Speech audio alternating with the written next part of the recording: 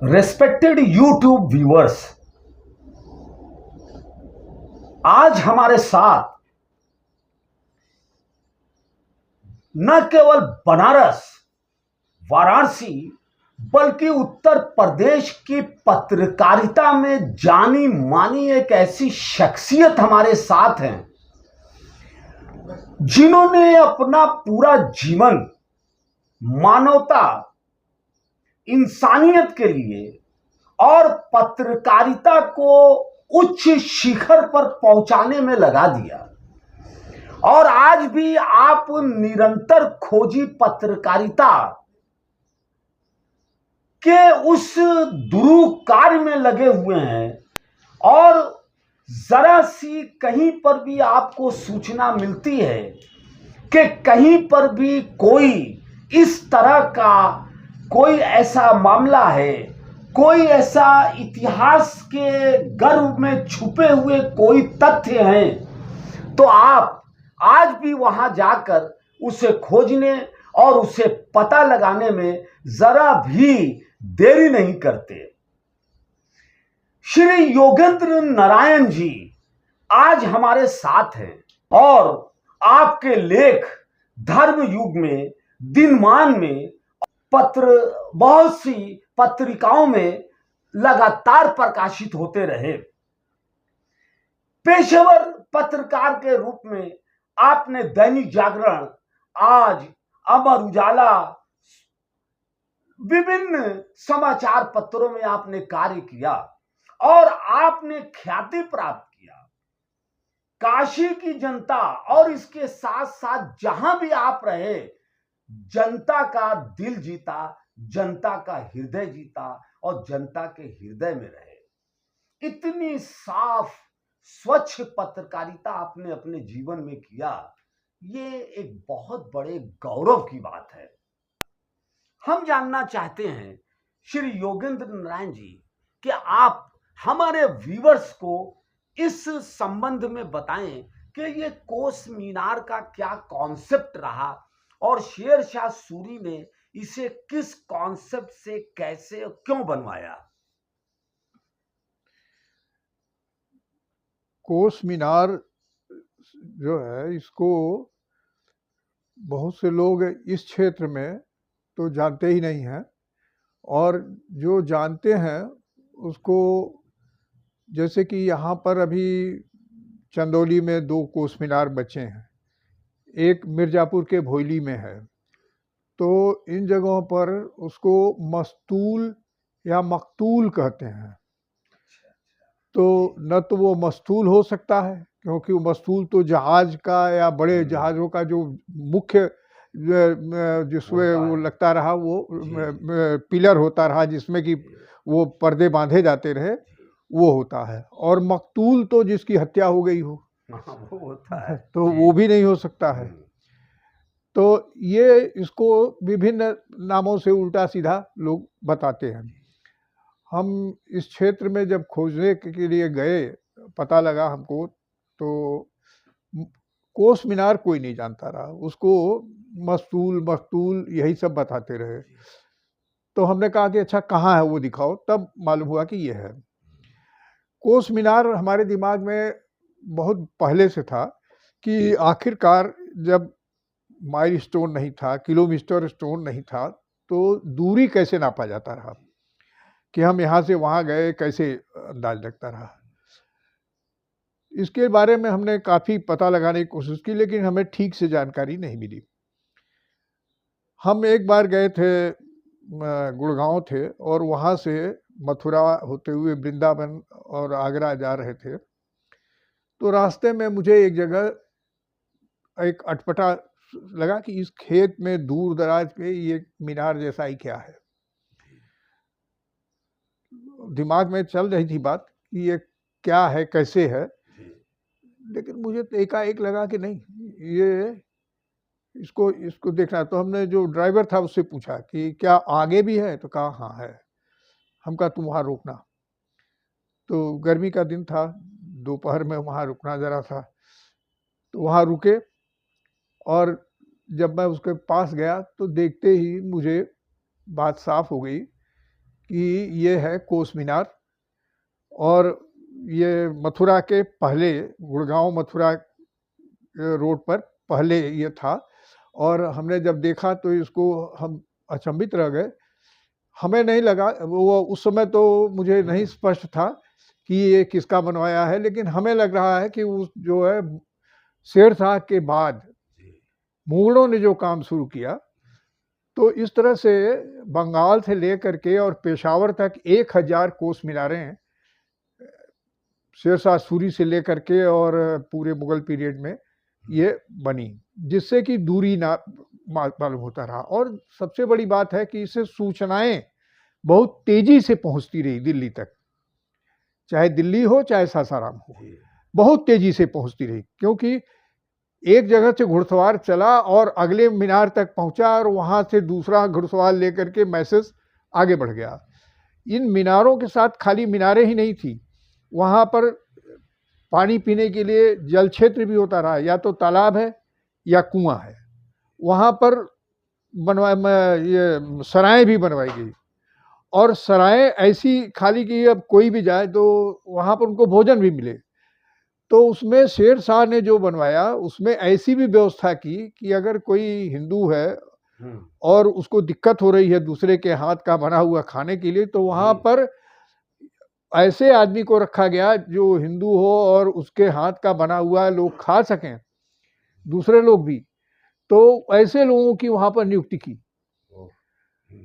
तो ये सारी जानकारी हम मथुरा से आने के बाद जब हमने यहाँ पर, उस समय तो जितना जानकारी मिला, हरियाणा में करीब कुछ मीनारें बची हैं, पेशावर में भी हैं, और फतेहपुर सीकरी के पास भी एक मीनार बची है, लेकिन इस क्षेत्र में हमें नहीं मिला एक भी।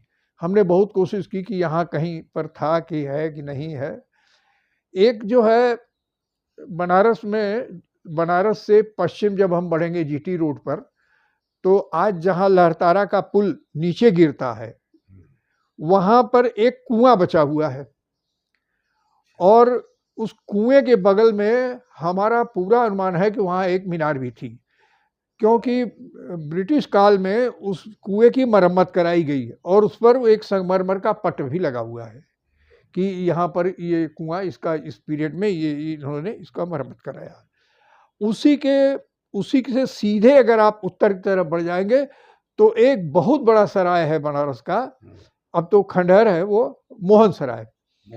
मोहन सराय वो सराय था जहां पर कि बाहर के व्यापारी आकर के वहां टिकते रहे, और माल जो है यहाँ के व्यापारी वहां जाते रहे और वहां से माल खरीदते रहे या बेचते रहे, और वो इधर आ जाते रहे, वो उधर आगे बढ़ जाते रहे, बाहर बाहर ही।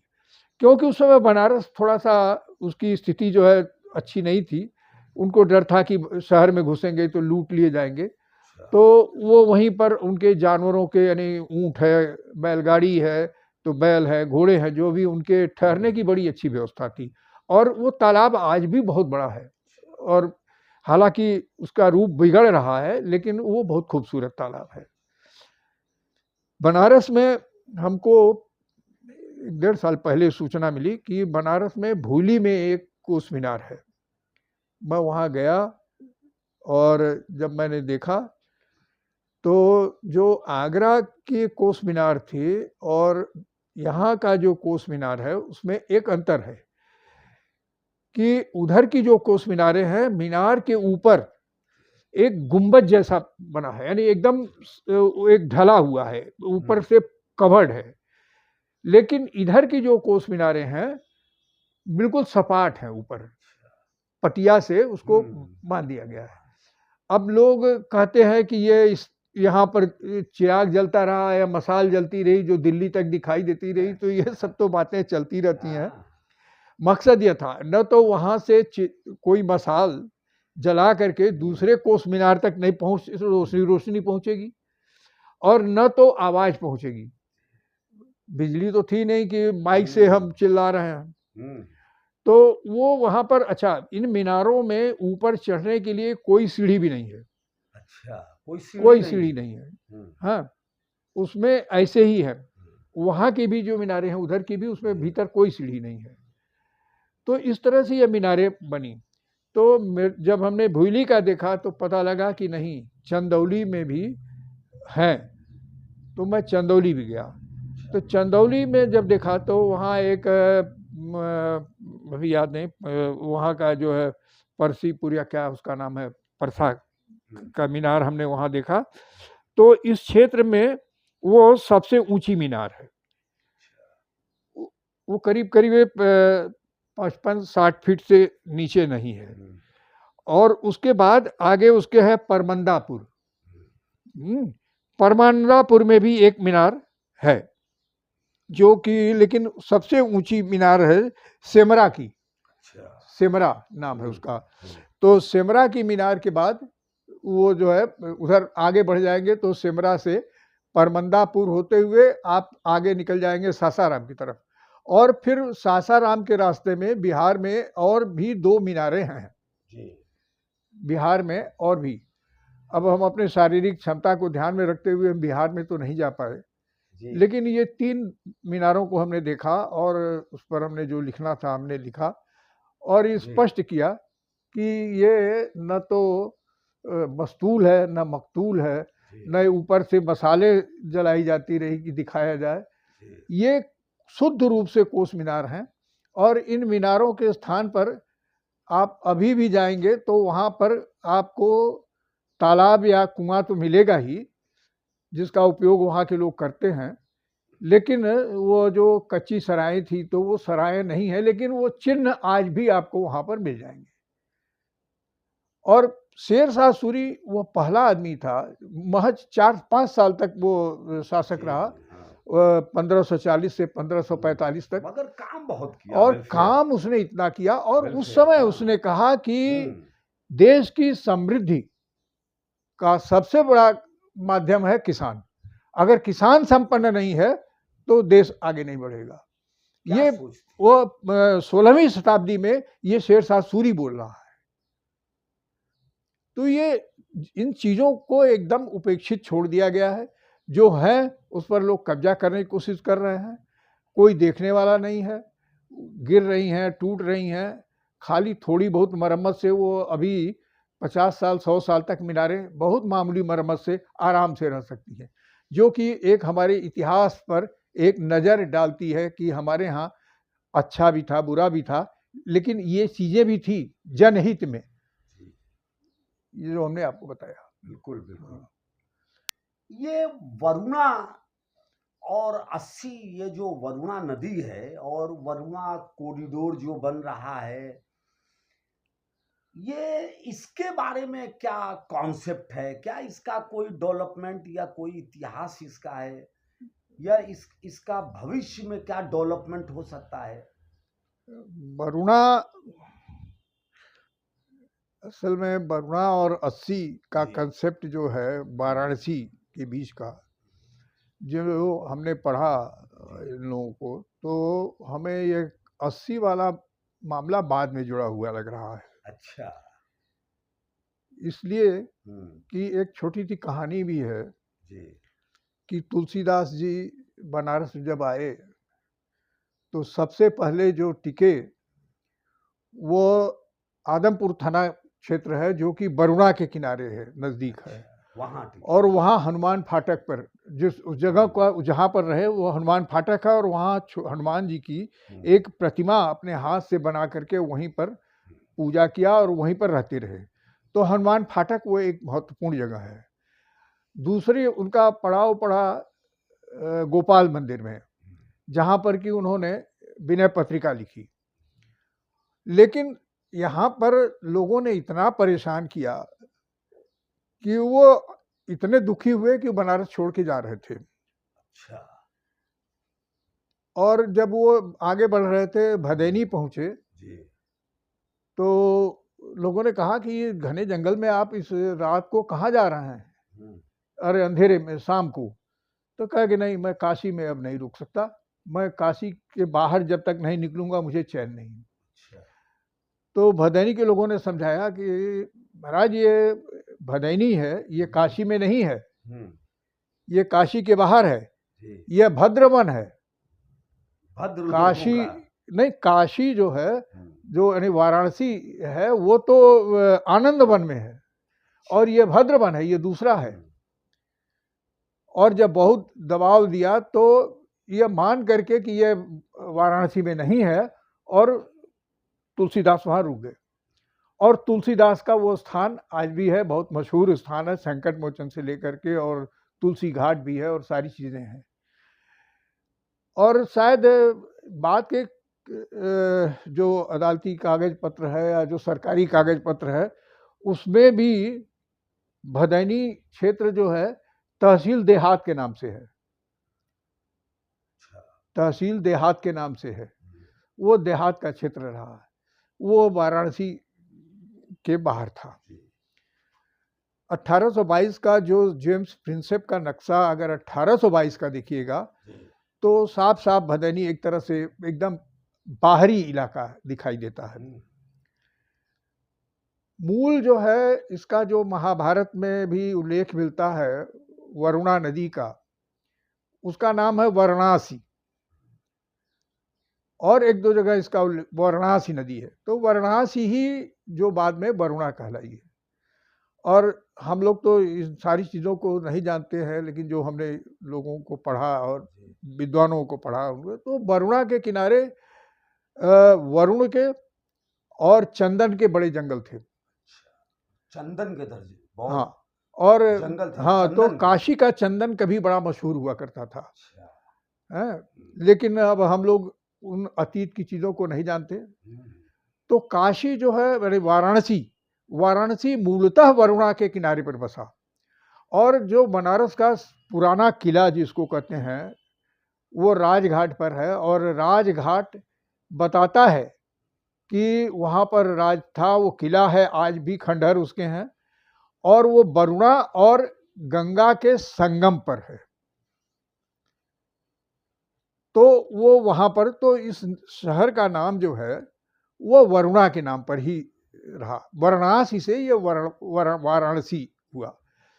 बाद में जो समय भी बीतता गया, तो वाराणसी की महत्ता दिखानी थी, बढ़ानी थी, तो उसके तरफ वो 80 तक जोड़ दिया गया। लेकिन आज क्या कहेंगे, वाराणसी तो अब बनारस हिंदू यूनिवर्सिटी के भी बहुत पीछे तक निकल गया, तो कालांतर में उसकी सीमा और कोई बढ़ा करके कह देंगे कि यहाँ से यहाँ तक है। लेकिन वरुणा, अच्छा, एक कथा दिव्यावधान की है, जिस पर कि रविन्द्रनाथ टैगोर ने कविता भी लिखी, और वो तो वरुणा के किनारे की एक कथा है। वो कथा लंबी हो जाएगी अगर उसको हम चर्चा करेंगे। बहुत शानदार, बहुत शानदार, बहुत जानदार कथा है। बिल्कुल बिल्कुल बताएं हमारे व्यूअर्स को। बनारस की राजमहिषी को गंगा स्नान की इच्छा हुई, स्नान करने की, तो वो जो है कार्तिक का महीना था, यानी ठंडक शुरू हो गई थी, और उसकी इच्छा हुई कि हम स्नान करें, तो कहाँ जाए, कैसे जाए। तो उसने सुबह तो उसने तो अपनी सहेलियों के साथ वो नदी के किनारे गई, और वहाँ पर गई तो उसको ठंडक लगने लगी। तो जब ठंडक लगने लगी तो उसने अपनी सहेलियों से कहा, कह रही तो बहुत ठंडक है, और कुछ आग की व्यवस्था करो। तो वहाँ कोई आग कहाँ से लाएं सहेलियाँ, आज के समय की तरह के माचिस तो था नहीं कि लेकर के भी तुरंत जला दें। तो दूर झोपड़ियाँ दिखाई दी, तो कहा कि यहाँ तो कुछ नहीं है, और झोपड़ियों, तो कहा झोपड़ियों में आग लगा दो। वो सारी झोपड़ियाँ जला दी गई, और उस समय तब राजमहिषी को, यानी महारानी को, की ठंडक दूर हुई। फिर महारानी स्नान करके लौटी महल में, और सामान्य चीज थी। लेकिन सूरज निकलने के बाद महल के दरवाजे पर बहुत शोर हो रहा था। राजा को कानों में आवाज गई, तो उन्होंने पूछा कि क्या है, क्या शोर हो रहा है। तो कहा, महाराज कुछ नगर के लोग हैं, और वो लोग कुछ कहना चाहते हैं। तो बुलाया, कहा क्या बात है। तो बताया कि महाराज, महारानी आज ऐसे ऐसे स्नान करने गई थी सुबह सुबह, भोर में, और वहाँ पर उन्होंने हम लोगों की झोपड़ियाँ जलवा दी। अब हम लोग बेघर हो गए, हम लोगों के पास कोई सामान भी नहीं बचा, जो इस ठंडक में कपड़े उपड़े थे सब तो जल गए। राजा कुछ कहा कि रुको, फिर वो वहाँ से उठा और सीधे राज महारानी के पास गया और पूछा कि तुम कहीं गई थी? तो कहे हाँ, स्नान करने गए थे। तो कहे क्या हुआ? तो रानी ने बता दिया। रानी के लिए कोई बड़ी खास बात नहीं थी, बहुत सामान्य बात थी। इस कविता का शीर्षक भी है सामान्य क्षति, बहुत मामूली सी बात। तो रानी ने बता दिया। राजा वहाँ से आया, दरबार में बैठा और कहा कि रानी को बुलाओ। रानी को लाया गया और चूंकि रानी ने उसको बता ही दिया था और जो प्रजा का दुख था वो भी जान गया था, प्रजा ने भी अपनी बात, तो उसने सीधे सीधे अपना न्याय दिया। कहा कि रानी के सारे वस्त्र उतरवा लिए जाए और जैसे वस्त्र वो हमारी प्रजा पहने हैं, जो इस समय पीड़ित होकर के हमारे सामने है, वैसे ही वस्त्र इनको पहनाए जाए और इनको नगर के बाहर निकाल दिया जाए। और ये तब तक अब महल में नहीं आ सकती जब तक कि वैसी झोपड़ियां फिर से न बनवा दें।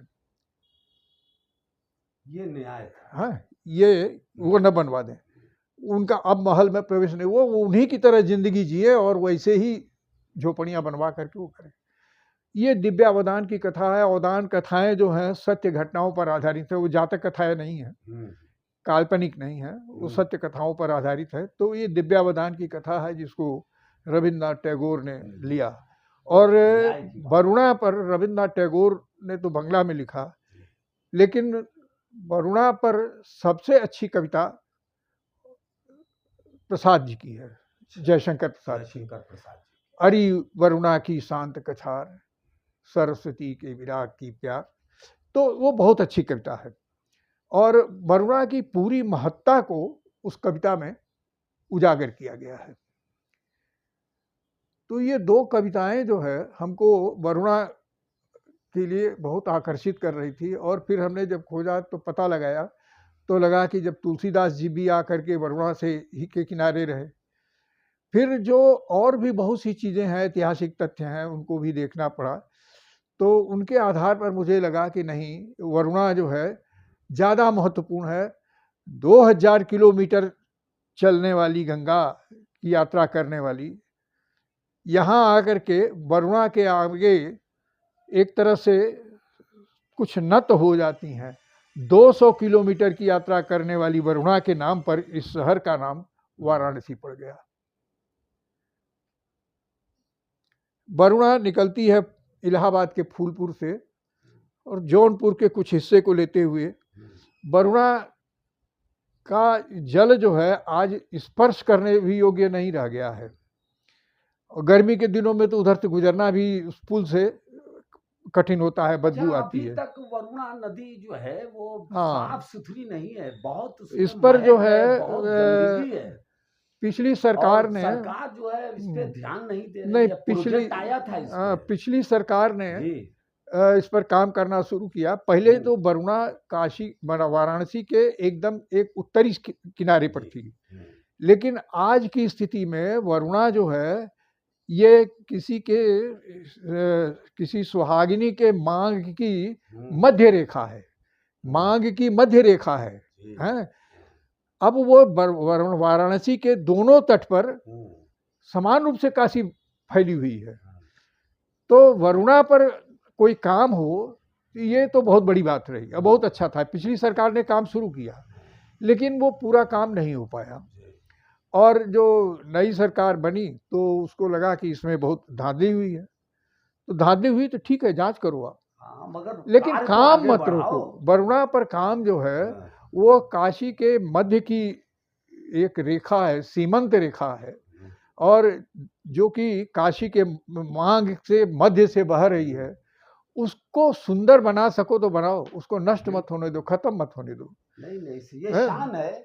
और केंद्र सरकार और राज्य सरकार को चाहिए कि तत्काल इस पे ध्यान दे और ये जो वरुणा नदी है इसके जल को स्वच्छ करे, इसके पानी को स्वच्छ करे, सफाई करे और इसके दोनों तरफ जो कॉरिडोर है इसकी सफाई करे, और जो भी पानी गंदे नाले के इसमें गिर रहे हैं उसको तत्काल रोके और इसकी तत्काल सफाई करे।